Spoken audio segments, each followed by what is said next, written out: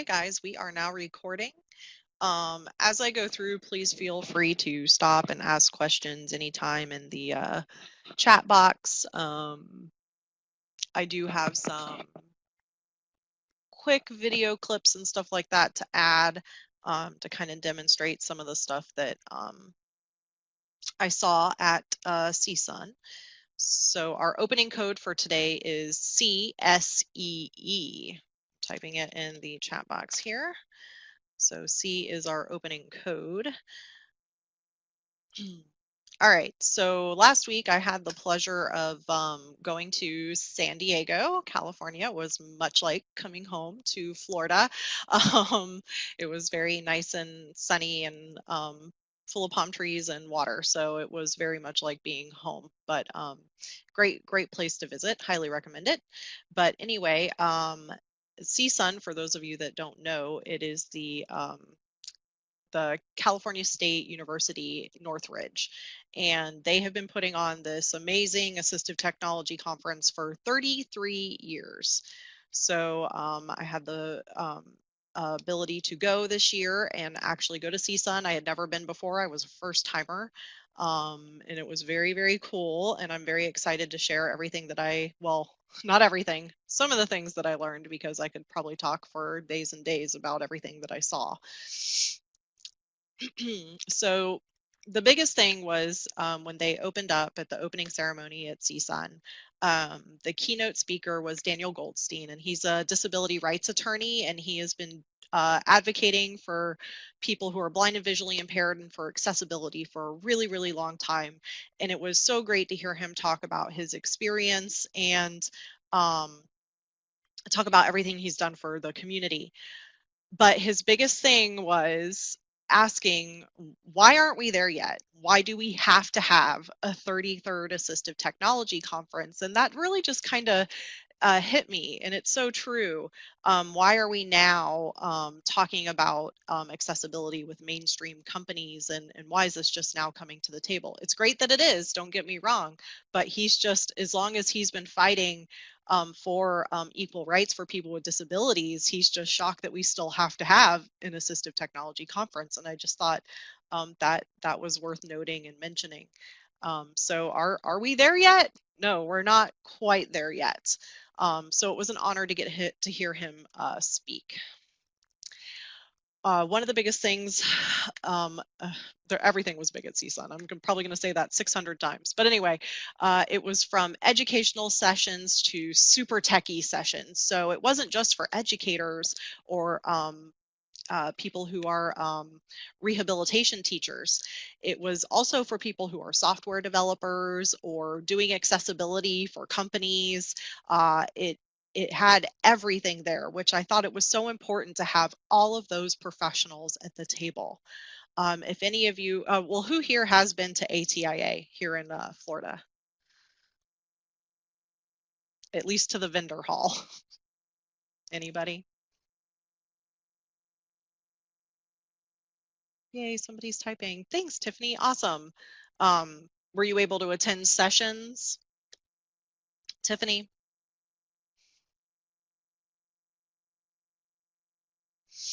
I'm waiting for her to finish typing. Liz, you could say you've been to ATIA. Yes, including pre-conference. Awesome. Well, one thing that I definitely noticed between the two is that ATIA definitely focuses more on the education sessions and focuses more on students with multiple disabilities, whereas at CSUN, I saw less of a focus on students with multiple disabilities and more on just accessibility for big companies, but also what people are creating out there to be mainstream accessible. So it was interesting to see the difference between the two.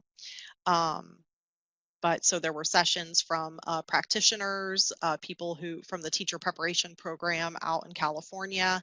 There were software developers, programmers. Developers had sessions talking about web and software accessibility and designing for users with low vision.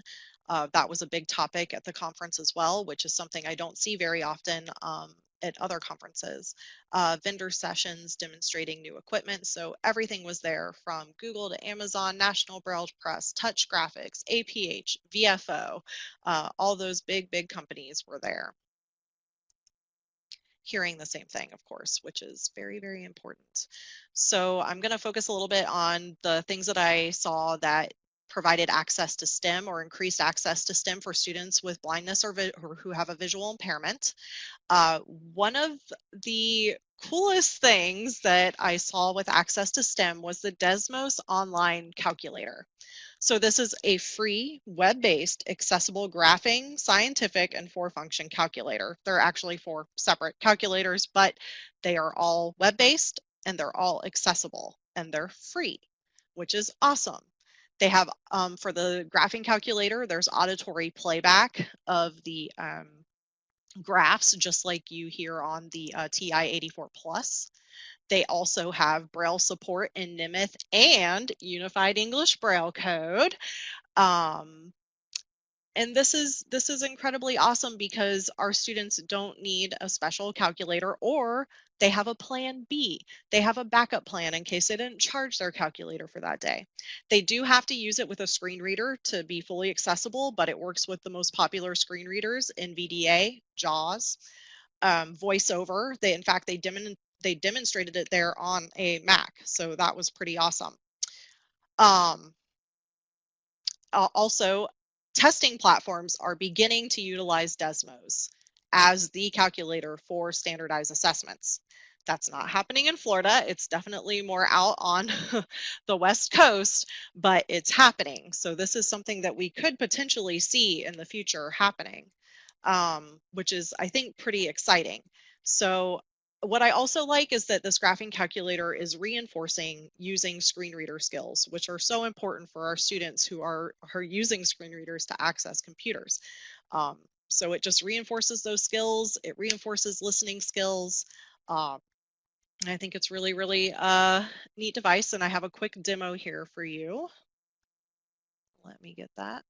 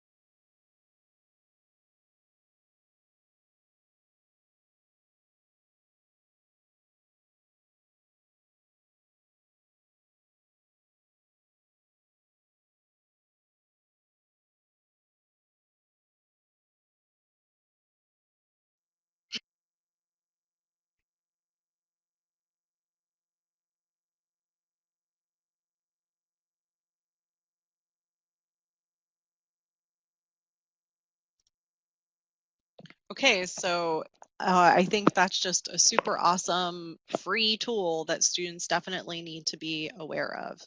Um, uh, one thing though is you cannot save the graphs at this point in time. You could teach your students, however, to print the screen and put that in a Word document to turn into their teachers if they had to graph something. But that's it right now. And I believe if my memory serves me correctly, that you will be able to eventually potentially put this to a embosser. So the potential to emboss graphs is something that they are working on. Um, so the next calculator, well, not calculator, but this has to do with analyzing data. This is from SAS. It's the SAS Graphics Accelerator. And this was a really cool another free tool that is web-based, but it allows you to extract data from websites for analysis using the CSV file that's available in Excel. So that's comma separated values. That's something new. I've seen that file format before, but I didn't really kind of know its purpose, but it's kind of like the unformatted spreadsheet. So it's just basic raw data. So anyway, it's a free Chrome extension. I'm sorry, I said it was a website. It's not. It's a Chrome extension. So you do have to use Chrome. But it provides descriptions of charts and graphs that you can make from whatever data that you put into a CSV file and upload to that to that extension. It provides visualization and sonification. When you're in visualization mode, you can export the graphs, which is nice. So those can be saved and turned into a teacher. But for your students that are really going into higher level science and math and they're having to analyze data, this is an awesome, incredible tool. It would take me forever to go into everything here, and it's a little bit above my scope of knowledge, but it's an incredible tool. So let me play a quick video demo of the auditory output that they have built in. Uh-oh, I hope my link didn't break here. Let's find out.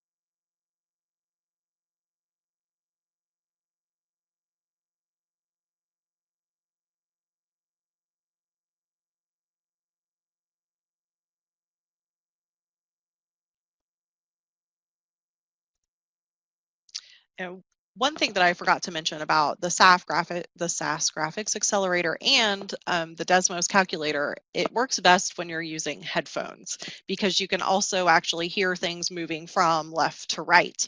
So it really helps with that mental mapping and visualization of that graph and understanding where those data points are. Moving on, unless anybody has any questions about online graphing calculators and Chrome extensions.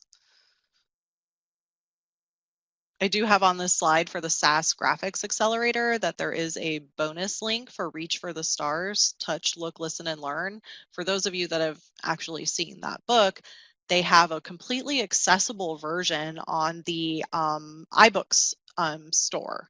So that using VoiceOver, you can access all the pictures and get more information about what's in that book. So I think it'd be cool to pair the actual book with the VoiceOver book as well, or VoiceOver accessible book, I should say. Okay. Big deal to me, and this just warmed my heart being there. Of course, I'm a first-time attendee of CSUN. I don't know how it works every year, but for me, seeing the big players at the table, Google and Amazon, this company called Level Access that provides digital accessibility compliance to big companies, making sure that all their documents are accessible, they were all there. They were all sharing information. They were all talking about how they're becoming accessible or how they are accessible. So I just think that it's just really important that these companies are finally at the table. And I know Google has been working on accessibility for a while, just like Windows. Windows was there. They've been working on accessibility forever. But it's important that they're there with the teachers, with people who are blind and visually impaired, hearing the needs of those key stakeholders. So instead of just, stabbing in the dark and making guesses about what's needed, they were there at the table. Pearson was there too. I'm just going to say that out loud. So one of my favorite takeaways was Amazon and what they're doing to improve their accessibility. I have a picture here of all the Amazon family of products, everything from Alexa to those, I forget what they're called, those things you just press and order whatever it is that you order frequently when you run out. If anybody remembers what those are called, please type it in the chat box. The Kindle Fire, the Fire Stick, Amazon Fire Stick. So the whole Amazon family is there, and they are all working toward being very accessible if they are not already. The biggest thing, and I had learned about this earlier this year and I got really excited, was that the Fire tablet was actually building in really robust accessibility. Previously, for older Kindles, you've had to have that external piece that you had to plug into the device to be accessible with a screen reader and to use Braille support. Well, now they've created their own screen reader called VoiceView that's actually directly built into the tablet. It's not something extra you have to download. It's already there. So kind of like the iPad that comes with VoiceOver, Fire Tablet comes with VoiceView. So this is a screen reader that has Braille support, and it's right now, it's UEB. They don't have NIMS support right now, but it sounds like that might be something that they're interested in adding. But hey, they've got UEB, so that's super awesome. And I love what they've done with the use of Braille cells. And I know it's kind of small. Let's see if I can. If you want to zoom in, you can use at the top of your the share pod with the PowerPoint in it. If you click the 4 arrows that are going out, that will make it bigger so you can see more of the PowerPoint if you so choose to get a closer look at these slides. What they've done is, instead of describing like when there's a toggle button or a radio button, the example they have here, it says Wi-Fi toggle, item toggled on, 1 of 3. And you can see there on a Braille display, uncontracted of course, it takes up 40 cells. Well, they said, hey, Braille cells are a resource, especially when we're displaying Braille linearly or in linearly. So just in one straight line, we really need to be conscious of using those cells wisely. So they came up with what they call glyphs, or ways to indicate that there's a radio button or there's something to check or interact with. So they made a shorthand, and you can see that below the 40 cells, it just says Wi-Fi, 1 of 3, and they have their special glyphs. And I know it's kind of cut off. I couldn't help that. It was just cut off during the presentation. So I apologize for the terrible pictures. I did my best. And then the second picture, it says speech and dots cells allow for innovation in UI, which stands for user interface. And so it's showing that a slider bar is highlighted on the Kindle screen, and it's actually representing a slider bar. So you can see the glyphs on the left and right. It's just dots, I believe, 1, 2, 3, or it could be 4, 5, 6. It's hard to tell from here. But anyway, and then they have a full cell representing where the slider bar is at. So instead of it just announcing, 60% brightness or whatever, or speed 50%, 40%, you actually have a slider bar to give you an indication of what that looks like, which I thought was pretty cool, and really provides more access to what that screen looks like. So anyway, I'm really excited about the Fire tablet accessibility for a multitude of reasons, but can anybody think of how big this is for maybe young students going into college and for adults? What implications this might hold?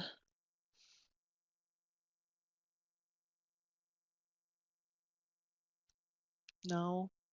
Okay, maybe the next slide will help with that. Another thing that they talked about are the accessible books that are now available on Amazon. According to the presenter at CSUN, she said there were 6 million accessible books on Amazon. And that blew my mind because I really never linked, oh my gosh. And I just realized that the highlighting on this slide, which looks fine when you download it, but it totally marked it out on my PowerPoint within Adobe Connect. So I apologize that you can't see what I'm trying to emphasize on the screen. Basically, what I have blacked out here or yellowed out, it's supposed to be a highlight, it says screen reader accessible or accessible with a screen reader. So now you can actually search directly on Amazon for books that are friendly with a screen reader, which I thought was pretty cool. You can't just go to Amazon.com and search from there. You actually have to search within the Kindle store. So make sure you're searching within Kindle ebooks, and you'll be able to scroll down on the left-hand side of Amazon and see if it's screen reader accessible. And you can check that and just search specifically for screen reader accessible books. So you also can find it if you click on a specific book. You can go scroll down to the product details, and you can see if it says that it's accessible with a screen reader within there, which it would be right where this green arrow is pointing. But like I said, for some reason it decided to completely cover what I had intended to highlight. So I apologize. Did they give any reason why all books are not accessible?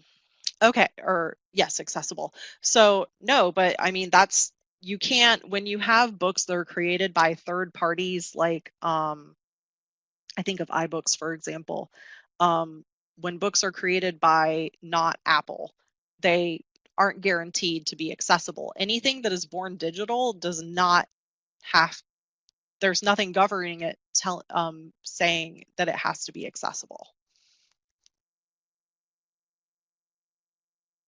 if it's born digital.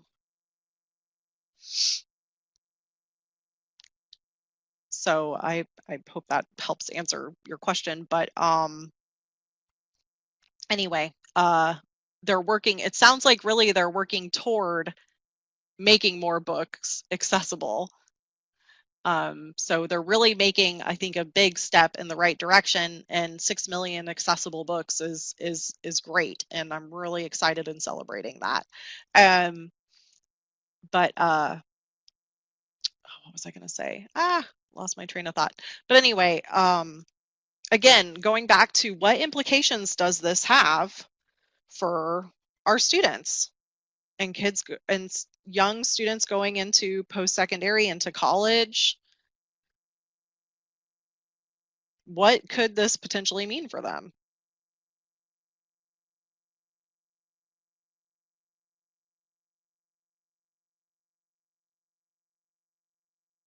Tiffany's typing. That's why I'm being quiet.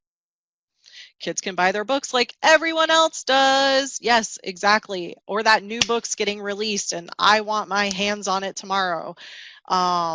You don't have to wait for it to be put into an accessible format on Bookshare, which I mean, Bookshare is really fast about that turnaround, or really fast on the turnaround about with that because they do have a lot of relationships with a variety of publishers, but still Amazon gets like everything. And not just that, think of kids in college. There's potential to buy accessible textbooks too. So I find all this very exciting, and I think that there will be more. I think this will continue to grow. To me, it spoke volumes that they're there. I'm sad it took 33 years to get there, but they're there. So let's celebrate that. But yeah, big deal. This was super cool.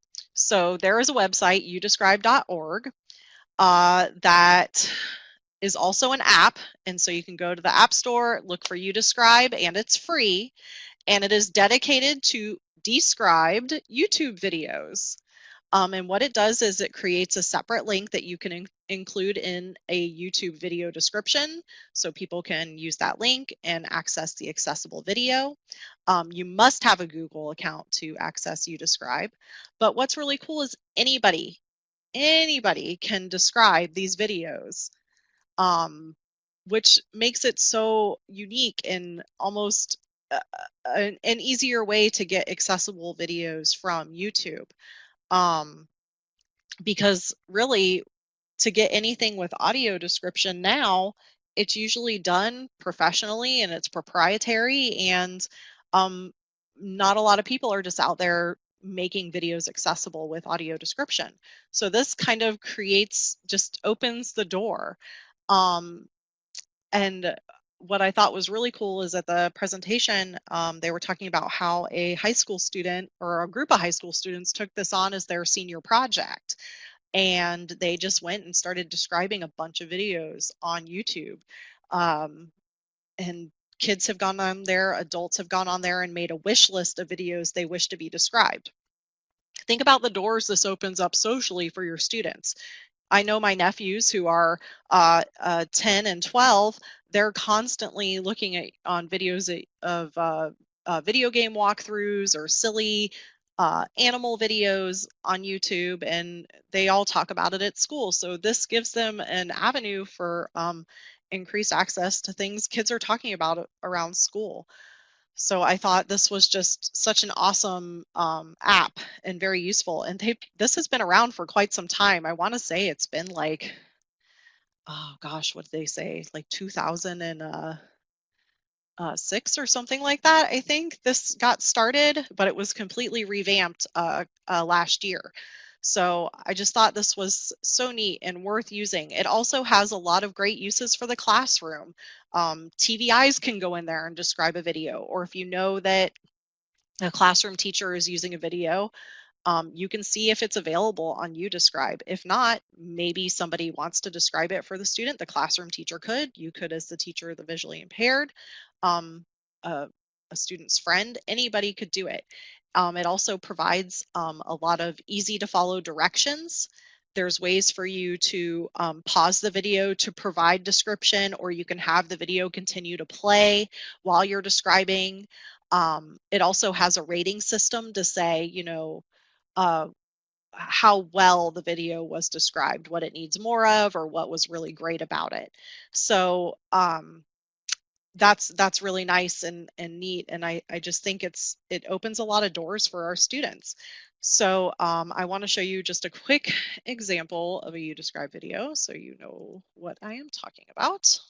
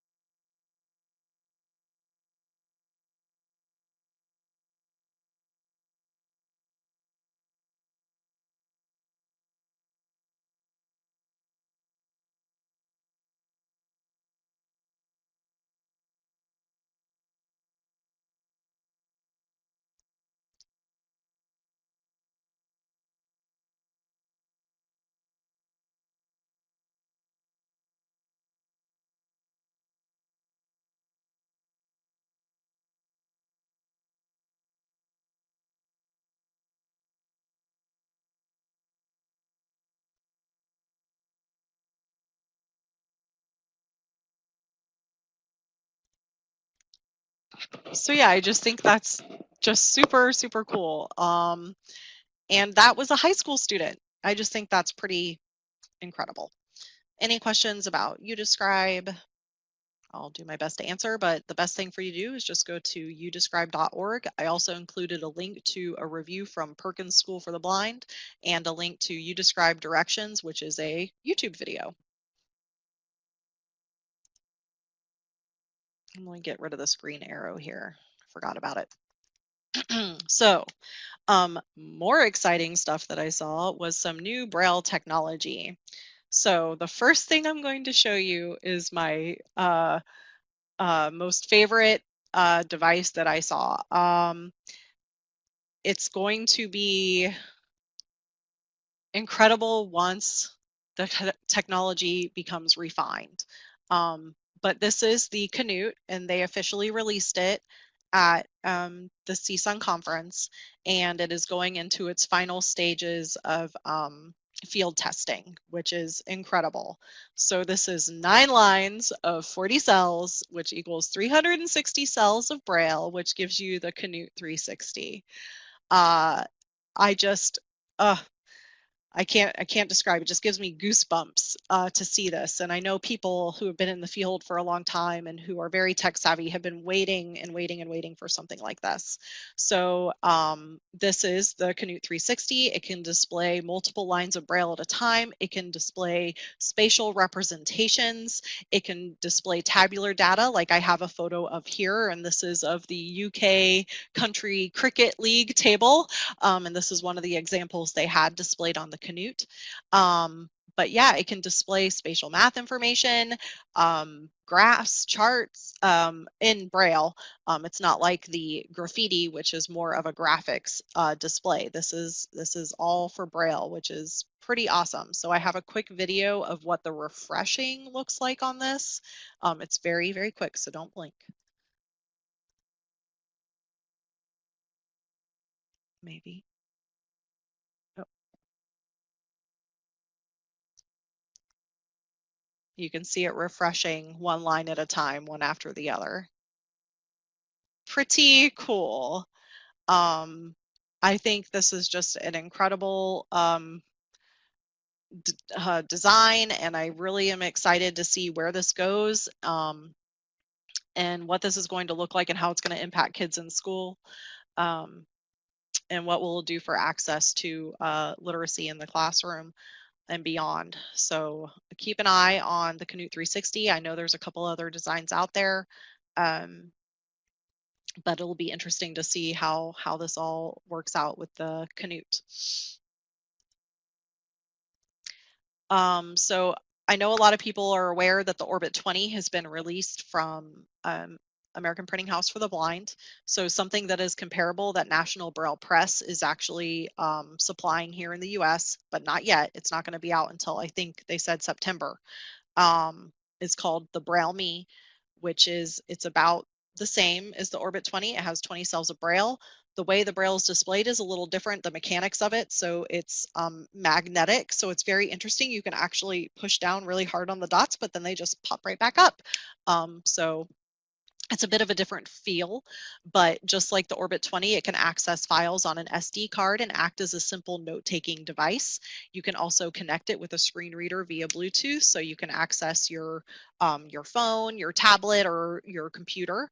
So these low-cost devices that they're coming out with, these refreshable Braille devices, are great because I think it's just going to provide more of an opportunity for school districts to purchase multiples of these devices for students who are reading Braille. And this one's going to run about $400. So, I mean, that in the world of refreshable Braille, it's just, whoa, pretty unbelievable. So I did talk to somebody at CSUN who had tried out the Orbit 20 and this device. This is one person's opinion, but he preferred this device over the Orbit 20, the feel of it and the feel of the Braille dots. Or adults buying their own. Yes, Tiffany, yes, exactly. Very, very true, because that's very, very affordable. Pardon me. So yes, I completely agree with you, Tiffany. this just opens up a lot of avenues for access to technology during school and after school. So those of you that have used a talking tactile tablet before, it has been revamped, or is currently being revamped, I should say. This is not available yet either. But this is the T3. So Touch Graphics and the Smith Kettlewell Eye Research Institute have been working together on making a very updated talking tactile tablet, which is actually on a tablet. And I tried, you can see in the pictures here on the bottom right hand corner, I kind of lifted up the sheet of paper so you could see the tablet underneath. And it's actually quite, the tablet is as big as that whole area there that you see. So it's quite large. But the coolest thing is where on the top of the device, you can see where it says T3, there's like a little black box on the top in the middle. That's actually a mirror that's picking up the barcode and sending it to a camera. So no longer do you have to calibrate. No longer do you have to type in the special barcode to access the different sheets on the talking tactile tablet. Well, the T3, you just put it on there. It automatically recognizes the sheet, and you're on your way to practicing reading Braille. So, of course, this is very popular with the Mangold series, and they talked about that, and that's definitely going to be one of the first things that are available with this device would be Mangold. And they are talking about the potential of teachers being able to create their own sheets, but that's not something that they are at yet. And you may also notice in this picture, there is a screen to the right, and that displays information in print for the teacher. So a student could be going along, if they're to find the cell that looks different on the line and say they pressed the wrong one, they're like, oh, try again. You press the right one, it says super or nice work or whatever praise it gives it that. But it is varied, which is very nice. So the little touch graphic button that's at the bottom of that screen in the picture, that's supposed to be also a navigation touchpad. So it's going to be very interesting to see what this looks like when it's all said and done. But this is something to keep an eye on. Oh, this is cool. So this looks totally different than the old Mountbatten, right? So the Mountbatten Whisperer is still around. However, they are totally revamping what the Mountbatten looks like. It does all the same functions, but whoa, it looks totally different. So you can see here that it has a totally separate Braille input device with navigation keys and all that good stuff. So what you see in the top left photo is that the separate Braille entry piece is connected to the embosser in back of it, which is a single page feed embosser. So you can only put in one page at a time. So it's not something that would be efficient to utilize as a standalone embosser, but you can. It is possible. So you can emboss things from Duxbury, etc. With this, but again, it's just one page, it's not tractor feed. But anyway, and you see it has a little window that provides access to print here, but that's not the only place you can access print. You can use the app as well on an iPad or an iPod Touch, so the teacher has access to what the student is typing. That can all be presented on an iPad through an app. But the separate piece where you enter in the Braille can be disconnected, but still transfer the information via Bluetooth to the embosser. So the student could walk away, take notes, and come back and read it in Braille. They don't have to be tethered to a large device. So that's pretty neat. And it's just such a cool update. It's so different than anything we've seen in a while in relation to the Mountbatten. So that was very exciting. I see Tiffany's typing something. While I wait for her response, I'm going to move on to the next slide. So this is cool. This is some low tech innovation. How many of you, oh, hold on, let me see what Tiffany said here. Could it be in a different room in Bluetooth and to come back to it? I'm not sure the range of the Bluetooth, Tiffany, but it might be possible. But that would be something definitely to consider and ask. But as far as I know that you just don't have to be like directly connected to it. Probably in the same room would be best, but not 100% sure on the range. um, oh yeah, so low tech innovation here. I loved this. This is so simple. It's a Slate Stylus. No paper needed, which is super cool. And this is by a company called Overflow, and they called it the Versa Slate, and it's paperless and erasable Slate Stylus. So what you can see here in the first picture with the blue slate is that the stylus is connected in the bottom left-hand corner by a magnet. So that's fantastic. On the right edge, they have these buttons, and those are actually for erasing the whole line of Braille. So you can see there are 4 lines here. There are 4 corresponding buttons. It's super thin, as you can see in the middle there. And then on the back, dots actually pop up. So it's kind of like like refreshable Braille, but it's a refreshable Slate Stylus. And you're the one pushing up the pins. But that's super great for students who want to take like a quick note or a phone number and enter it into their phone later, or if they're putting everything away, they've already put their Brailler on another desk, or they've put their Braille note taker away, and the teacher's like, oh yeah, don't forget, assignment da da da da da is due tomorrow. Oh, well, they could just quickly and easily pull this out, type or write it in, and voila, it's done, and they can reference it later and write it down in their planner. So it's just a nice, quick, easy way to take quick notes that you don't need for a long time, obviously, because you would want to erase it, and there's only 4 lines. So I just thought this was such a super neat device.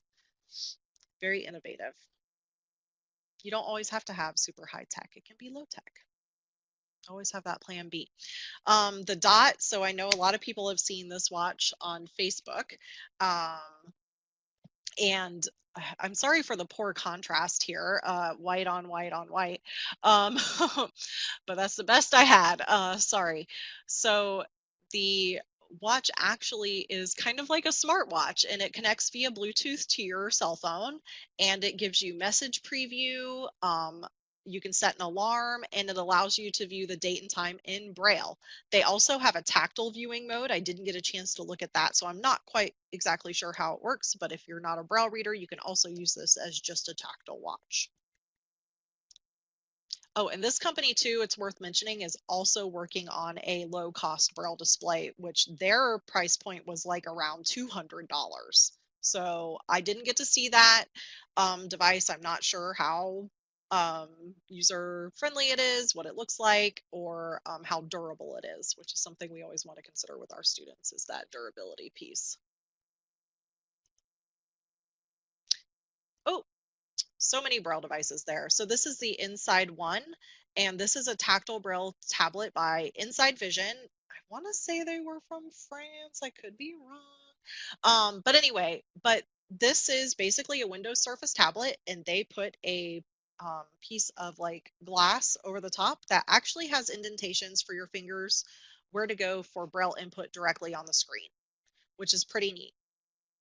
I thought it was pretty innovative, and then it's very small, but when you zoom in on the slide, you can see that it has the print translation above the Braille cells that are at the bottom. So it has a refreshable Braille display completely attached. They demonstrated it using NVDA to access all of the Windows-based components, but if you went into their proprietary software, you had to use their proprietary screen reader. So I didn't really like that you had to like jump in one thing and out of another, but it's good for our students to learn how to use a variety of software and be well-versed in a variety of screen readers. So there were a lot of sessions on low vision, which I thought was great. A lot of it, though, pertained to designing for people with low vision. I didn't get to go to a lot of those sessions. There were way too many to choose from, which is also something different from ATIA. each session slot, sometimes I just was like, I don't know where to go or what to do. They're all wonderful options. So if you ever get a chance to go to CSUN, it's moving to Anaheim next year. Please do go though. It's worth it, I promise. Okay, so the Prodigy Connect 12 and APH Mac Connect, those are not new devices. However, they do have an awesome firmware update that is being released or has been released this month. And it allows split screen between near and distance. So students can now view what's happening far away and also take notes at their desk if they need that access with the near camera too. So that's really, really nice. You can directly write or type on captured images. And truly, this is a portable video magnification device with tons of bells and whistles. I don't know, for some of you, previously, the first version of the Prodigy Connect 12, the camera was like on this clip and you would have to clip it to like a desk or something. Now the camera mounts directly onto the device and you can mount it on the left or the right. So that's an update that they made, but I think that's been out for a little bit. Oh, and just FYI, this is something we will be adding to the loan library because the Visio book is no longer supported by APH. And so that's something we will begin to phase out, but it will take us some time to build up a quantity of these Mac Connects. The tri-site, this was cool. I was just walking around the vendor hall and I'm looking around and you see one CCTV or video magnification device, you're like, I've seen them all.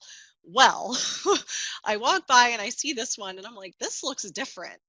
And I started looking closer at it and it's totally a 3D printed body. Like the whole casing of this video magnifier is 3D printed. And that just blew my mind. And I was like, well, why? Why would you want to 3D print this? And it's so light. I picked it up and I couldn't believe how light it was. I'm not sure, it does concern me about the durability. I talked to the vendor for a little bit, but he was saying he does have them in schools. This is a company based in Canada.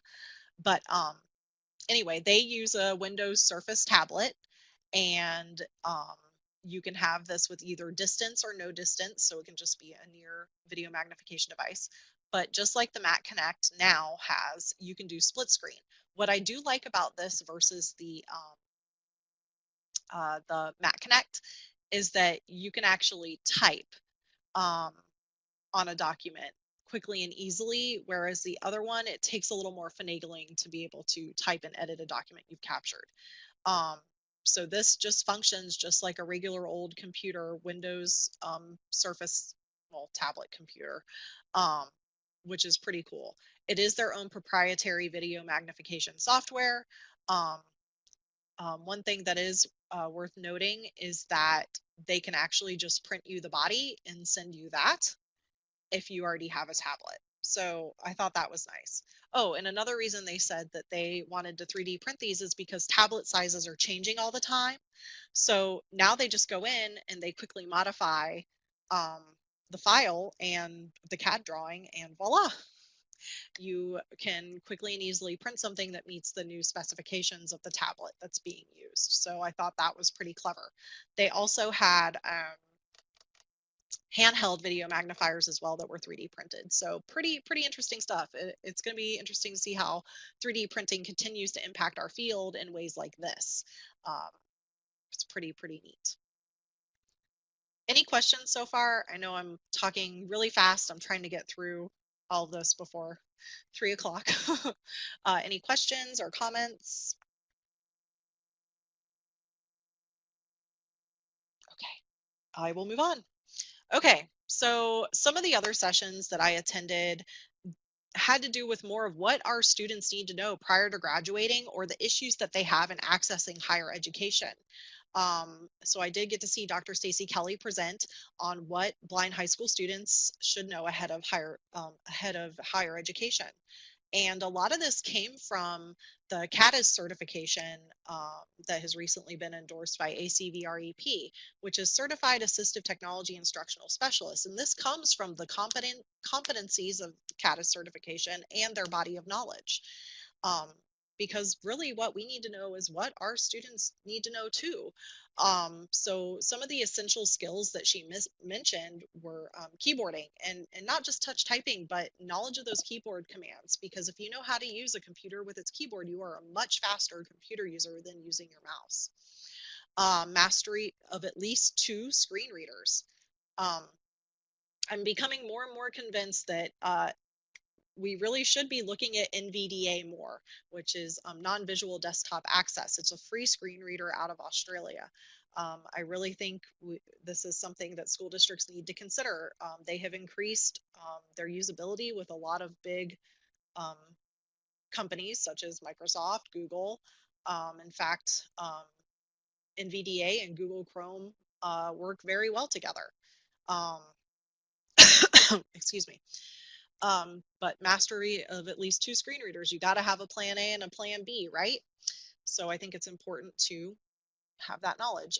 Seeking and downloading accessible digital media such as DAISY files, MP3s, EPUBs, um, and any other digital file formats that students are going to be accessing, BRFs, um, Braille displays and note takers, optical character recognition or OCR.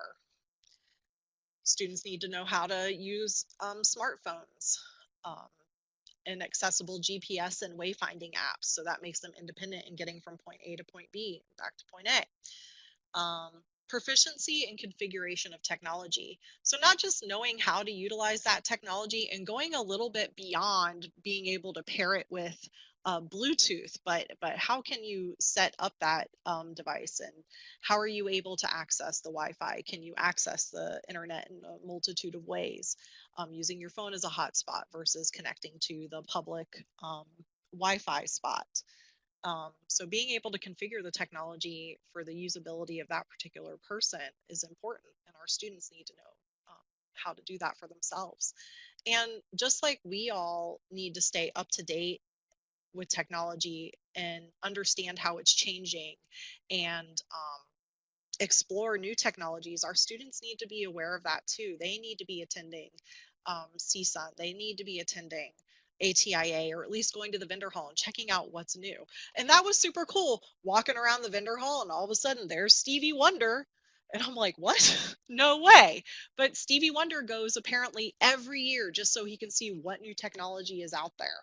So ATIA, they have a free vendor hall. So I encourage family, students, my FSU students, whoever, to go and explore and just see what's going on in the vendor hall, what new technologies out there, and get hands-on with it. Um, it's super important that we are aware of what's changing and what's up and coming.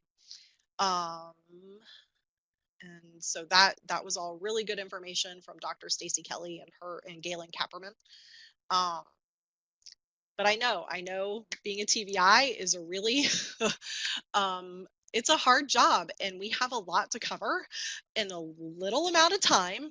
And where do we fit it in, and where do we make sure that our students have this full and complete toolbox before they leave us? It's such a big question, and something that we really do need to focus on. Because for assistive technology, it's something that's required, not just for our students, for all students. A TVI recently pointed out to me that there are over like 300 state standards related to technology that all students have to master. Our students have to be able to master that too if they're on a gen ed track. So where do we fit in the time?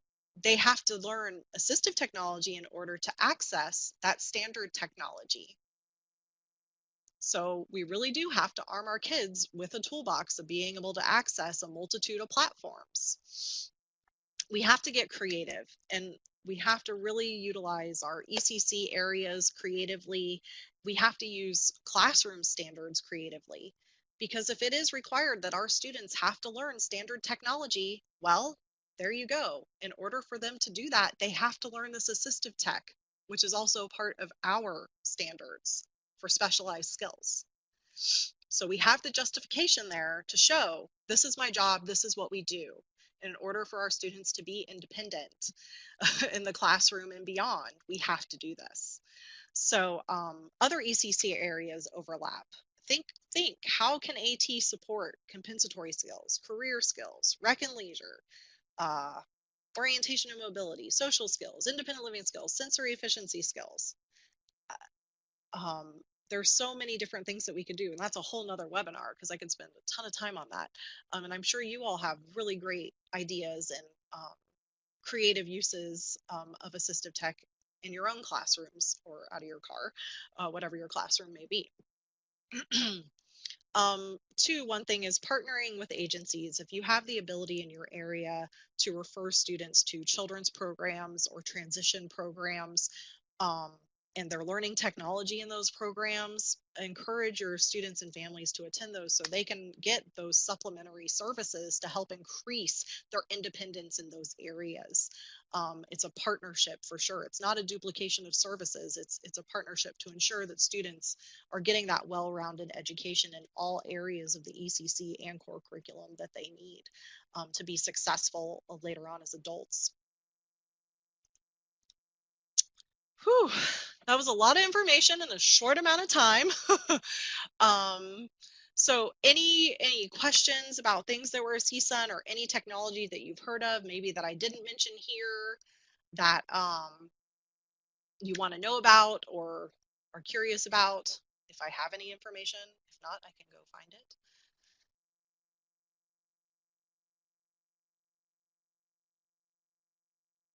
See, the chat box is silent. So I really appreciate everyone joining me today on this lovely Tuesday afternoon. I know we had a small group here.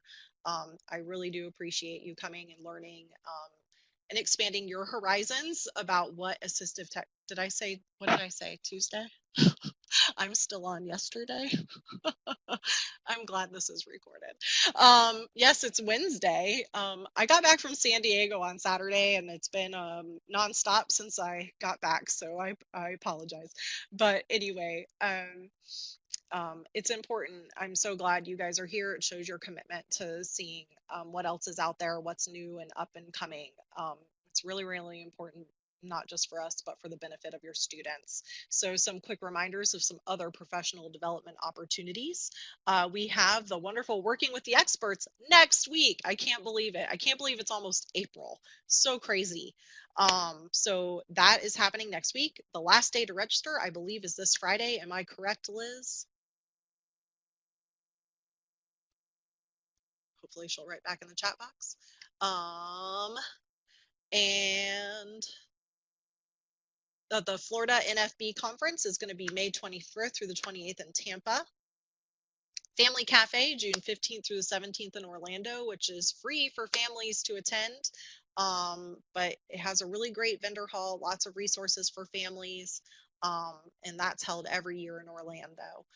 It's really more geared towards students with or children with multiple disabilities.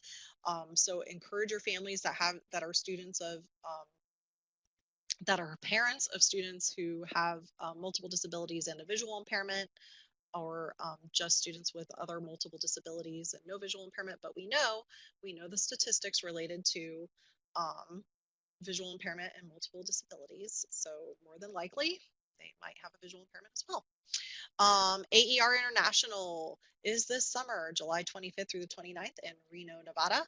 And I'm really excited that SOMA, the Southeastern Orientation and Mobility and Association Conference, is going to be here in Tampa this year in December 8th through 11th. It's actually going to be at, I believe, the Hilton Airport. So it's really, really close. It's here. It's in our, well, I guess I should say, for those of us in Tampa or St. Pete, it's in our backyard. So I know some of you are far away, but it's here in Florida, which is super cool. Oh, and we also recently sent out our FIMC-VI annual services survey. So please, please, please, if you've not had a chance to fill that out yet, do so, because that helps us justify what we do. for you guys and for your students every day. So please, please, please make sure you give us feedback on how we can improve our services and what we're doing right and what could be better. Homework assignments. Again, thank you. I do appreciate your time and spending your afternoon with me, your Wednesday afternoon with me. So homework options. Describe a YouTube video with UDescribe and send me the link. I think that'd be super awesome. When you go to udescribe.org, you see a wish list there. Pick one of those videos or pick a different video from YouTube, whatever you like, and send me the link. I think that'd be super cool, but it's an option. I know some people may not want to do that. Oh, there was something I forgot to mention. I'm sorry. With YouTube, with UDescribe, it also helps you really practice how to describe things. It really helps build that descriptive language. And one teacher preparation program for teachers and students with visual impairments is using it in their classes to help those future teachers build those descriptive skills. So I just thought that was super, super neat and a great use of UDescribe.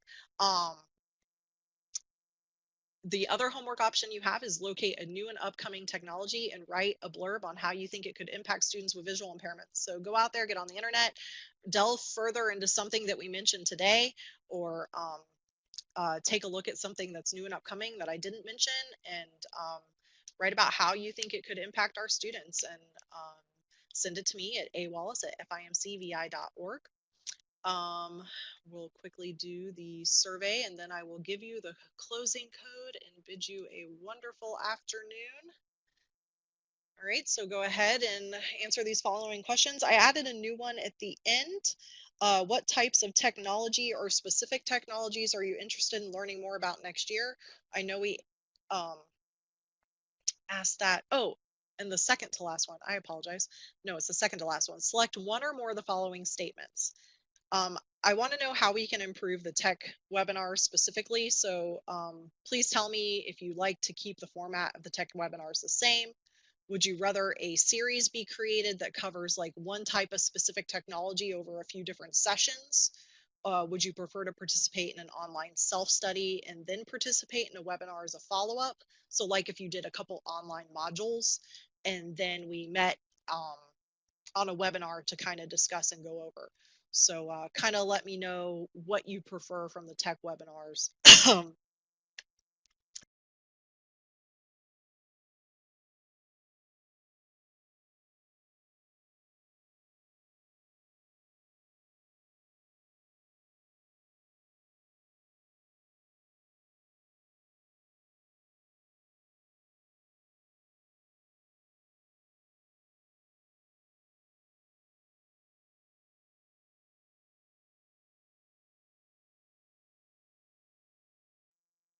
Of course, my internet cut out like right at the end. Anything about Chromebooks? Ooh, okay. The Knut 360. Be cool if we have one to actually demonstrate. That'd be super neat. I can't wait. I can't wait. Okay, people are still answering the questions, so I will keep that on for a minute longer here.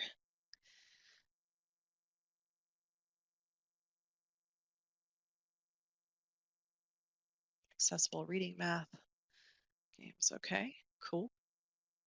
Good deal.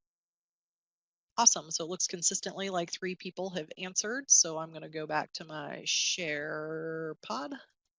Da, da, da, da.